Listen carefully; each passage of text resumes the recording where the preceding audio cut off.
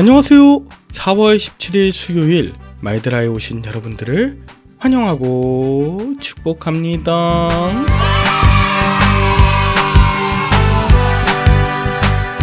이제 2주 후면 열림교회에 부임을 하게 돼요. 저는 부임 전까지 그리고 그 이후에도 성도님들의 이야기를 듣고 장로님들과 함께 차근차근 교회를 세우며 계획하는 돌봄 목회 그리고 놀이 목회를 하고자 하는데요. 그럼에도 불구하고 사람이 초조하거나 불안하면 혼자서 많은 생각을 하고 계획을 세우게 되는 것 같습니다. 북이스라엘의 왕 여로보암이 그러했고 이전에도 이스라엘의 초대왕 사울이 그런 모습을 보였습니다. 주변 사람들을 돌아볼 겨를이 없었고 스스로 기쁨과 즐거움이 사라진 상태라면 이스라엘 백성들도 그리고 여로보암이나 사울도 행복하지 않았을 거예요. 여러분, 시간 되실 때마다 저를 위해 기도 부탁드려요. 마음을 조금 더 담대하게 하고 조급하지 않도록 중보 부탁드립니다. 저도 남은 2주간 그저 하나님께서 제게 어떤 일을 하실지에 대해 기대하며 기도하는 시간 더 갖겠습니다. 그러면 오늘도 주실 말씀 사모하며 오늘의 마이드라를 시작해 보도록 할까요? 자, 출발!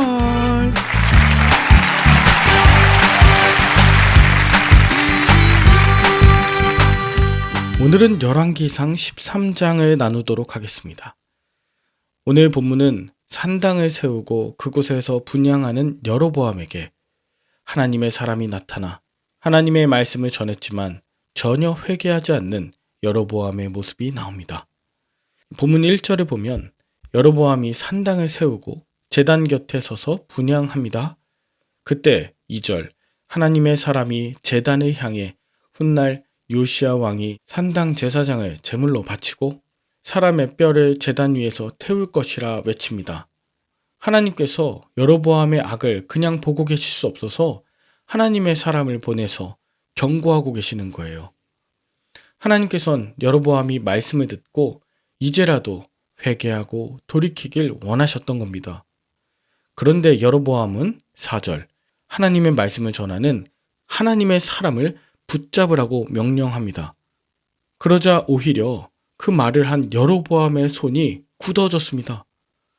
5절에 하나님의 사람이 여호와의 말씀으로 보인 징조대로 제단이 갈라지며 재가 제단에서 쏟아졌고 여로보암은 하나님의 사람에게 청하여 자신의 손이 낫길 간구합니다. 그리고 하나님의 사람이 간구했을 때 여로보암의 손이 치유받죠. 여러분, 우리가 하나님의 말씀을 떠나 죄악의 길로 가고 그 일로 인해 고통받을 때 가장 먼저 해야 하는 건 하나님의 은혜를 구하고 죄를 회개하며 돌이켜야 합니다. 손이 마른 것을 보면서 마음이 굳은 것을 회개해야 하는 것이죠. 손이 말랐다가 회복된 여로보암은 하나님의 사람에게 자기와 함께 가서 먹고 쉬었으면 좋겠다, 또 예물을 주겠다고 했지만 그는 하나님께서 말씀하셨던 것처럼 아무것도 받지 않고 여로보암과 함께 돌아가지 않았습니다. 언뜻 보면 사람이 호의를 베푸는 것 같아 그것을 받을 수도 있었던 하나님의 사람이지만 하나님께서 자신에게 그렇게 명령하셨던 것이기에 그는 단호하게 그 유혹을 뿌리치고 즉시 돌아설 수 있었습니다.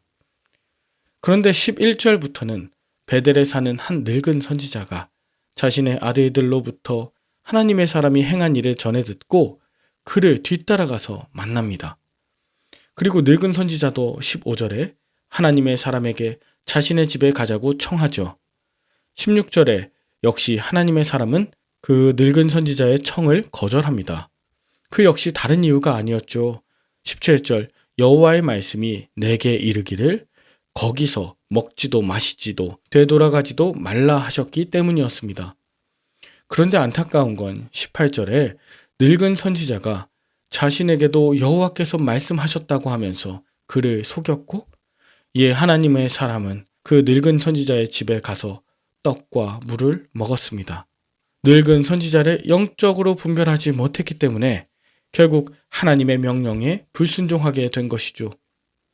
여러분, 이 유혹은 이미 마음이 열려있는 자에게 찾아오는 겁니다.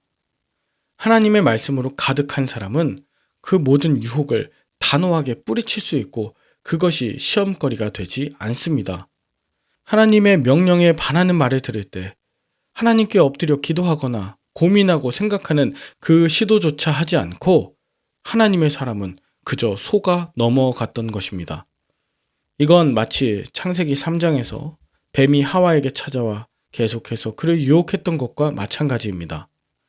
그러나 하나님의 말씀에 반하는 것은 강경하고 단호해야 합니다.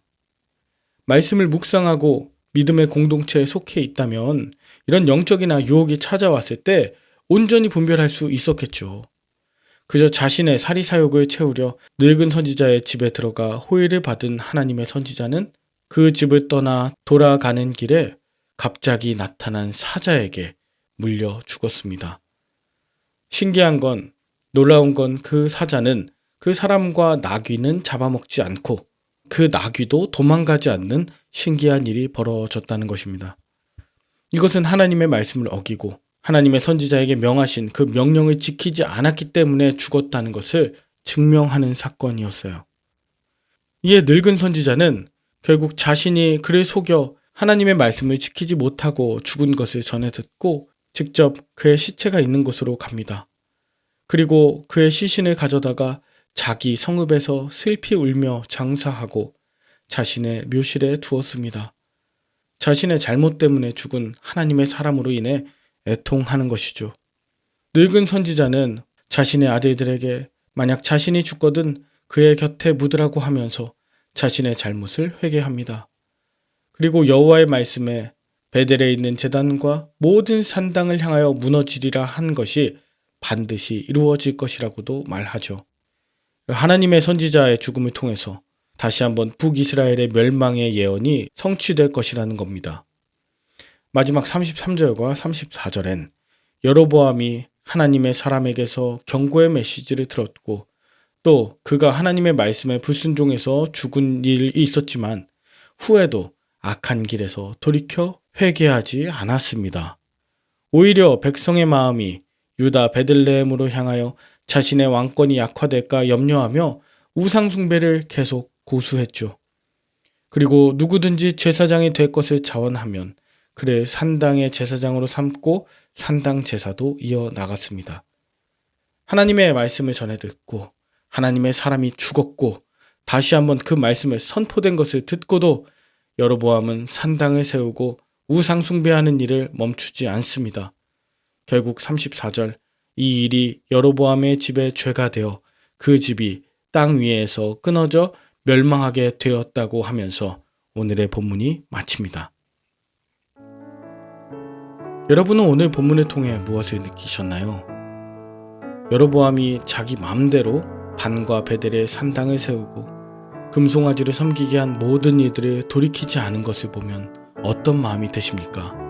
그가 손이 굳어졌다가 회개함을 통해 손이 치유받았건만 그는 하나님의 말씀과 정면으로 배치되는 일을 계속하는 것을 볼 때에 어떤 마음이 드십니까?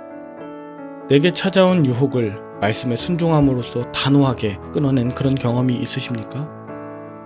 저는 하나님의 말씀을 전하고 기도할 때에 병든 자가 낫거나 회개의 눈물이 터지는 분들을 가끔 만나게 됩니다. 그럴 때마다 제게 보상이나 감사례를 표현하시는 분들이 계셨습니다. 저는 하나님의 말씀을 전했을 뿐인데 그저 말씀에 의지하여 손을 얹고 기도했을 때 하나님이 치유하며 회복시켜 주신 것인데 그 일을 통해 내가 유익을 챙긴다? 물론 어쩔 수 없이 받게 되는 때가 있습니다. 그러나 그러다 보니 나중엔 단호하게 회개함을 요청해야 할 때에도 나에게 그 떡 하나 가져다 준 사람에겐 강력하게 말씀을 선포할 수 없고 그분들이 원하는 답을 해야 한다고 부담이 될 때도 있었습니다. 그런 의미에서 오늘의 본문은 이전의 저의 모습에 큰 경종을 울립니다. 하나님의 사람이 끝까지 하나님의 말씀을 지켜야 하는 것, 그것을 붙들게 됩니다. 또한 늙은 선지자가 하나님의 선지자를 죽이게 하여 후회하고 애통하는 건 역시 죄에게 있는 모습이기도 합니다. 아무리 늙은 선지자라도 하나님의 말씀에 순종하는 모습으로 끝까지 살아내야 할 것입니다. 그렇게 마지막까지 하나님의 말씀을 선포하며 순종할 때 죄악과 탐욕, 우상은 무너지고 하나님 나라가 온전히 확장될 줄 믿습니다. 함께 기도할까요? 하나님 아버지, 적당히 타협하고 유혹에 넘어가지 않도록 말씀으로 붙들어 주시옵소서.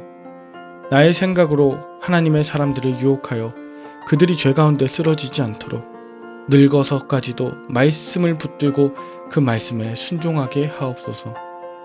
하나님 아닌 것을 섬기며 돌이키지 않은 완악함을 버리게 하시고 끝까지 주님의 뜻을 이루고자 십자가 위에서 순종하신 예수님을 늘 마음에 품게 하여 주시옵소서. 감사를 드리며 예수님의 이름으로 기도합니다. 아멘. 오늘도 좋은 하루 되시길 바라며 저는 내일 다시 찾아뵙도록 하겠습니다. 샬롬.